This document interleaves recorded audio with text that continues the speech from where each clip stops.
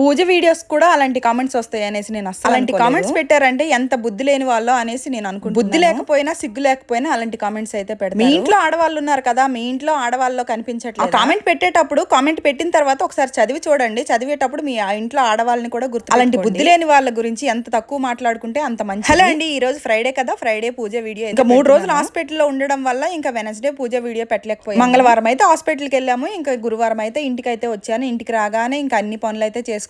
ముందు రోజే ఇంకా సామాన్లు, పూజ ఐటమ్స్, ఈసారి విగ్రహాలు కూడా తోమేసి మంచిగా బొట్లు అయితే పెట్టేశాను, మంచిగా నీట్ గా. ఇంకా నేను వచ్చేటప్పుడే ఇంకా ఫ్రూట్స్, ఫ్లవర్స్ అయితే ఇంకా మండి దగ్గర నుండి అయితే వస్తూ ఉండగా ఇంకా అక్కడ ఆటో ఆపేసి అయితే లోపలికి వెళ్ళి మార్కెట్కి వెళ్ళి అన్ని కొనేసి ఇంకా తీసుకొచ్చేసాను అన్నమాట. ఇంక ఈ రోజు ప్రసాదంగా వచ్చేసి పులిహోర అయితే చేశాను. ఫ్రూట్స్ లోకి వచ్చేసి యాపిల్, బనానా ఉంటే. ఇంక ఈ రోజు అమ్మవారి పూజ వచ్చేసి 108 గులాబీ పువ్వులతో పూజ అయితే చేసుకుంటున్నాను. ఓం శ్రీం శ్రీం హోం శ్రీం శ్రీం అనేసి ఇంకా 108 గులాబీ పువ్వులతో అమ్మవారి లక్ష్మి అమ్మవారికి అయితే పూజ అయితే. ఇంకా ప్రతి వారం లాగే ఉప్పు దీపం పెట్టేశాను. ఇటు సైడ్ అటు సైడ్ 2 దీపాలు పెట్టుకున్నాను. గుమ్మం దగ్గర దీపం వెలిగించేసి ఇంక ఇంటికి వచ్చి దీపం వెలిగించేసి ఇంకా పూజ అయితే చేసుకున్నాను. ఇంకా తర్వాత వచ్చేసి ఇంకా అమ్మవారికి అయితే ఇంకా కుంకుమ పూజ అయితే చేసుకున్నాను అనమాట. ఇంకా కుంకుమ పూజ ప్రతి వారం అయితే శుక్రవారం చేసుకుంటున్నాను. ఇంకా అలాగే ఇంకా అమ్మవారికి అయితే పసుపు ముద్ద చేసేసి ఇంకా కాయిన్ పెట్టేసి కాయిన్ కి అయితే కుంకుమ పూజ అయితే చేసుకున్నాను. అక్క మీ పూజ వీడియోలు చాలా బాగుంటాయి అనేసి చాలా మంది మంచి మంచి కామెంట్స్. కానీ కొంతమంది ఉంటారు, కొంతమంది వాళ్ళు పెట్టే కామెంట్స్ కి అయితే అసలు చదవాలనిపించదు అనమాట. ఎందుకు అలా పెడతారో ఏమో. ఈ రోజు పూజ అయితే చాలా బాగా జరిగిందండి, చాలా మంచిగా జరిగింది. ఇంకా అమ్మవారికి అయితే అష్టోత్తరం వేసుకొని కుంకుమ పూజ అయితే చేసుకున్నాను. కుంకుమ పూజ అయితే చాలా ప్రశాంతంగా చాలా బాగా జరిగింది. అమ్మవారికి 108 గులాబీ పువ్వులతో కూడా చాలా బాగా పూజ అయితే చేసుకున్నాను, ప్రశాంతంగా చేసుకున్నాను. ఇంకా మా చిన్న పాపకి అయితే కాలేజీలో అయితే స్టార్ట్ అయిపోయేవి. ఇంకా కొంచెం తొందరగా లేచాను. ఇంకా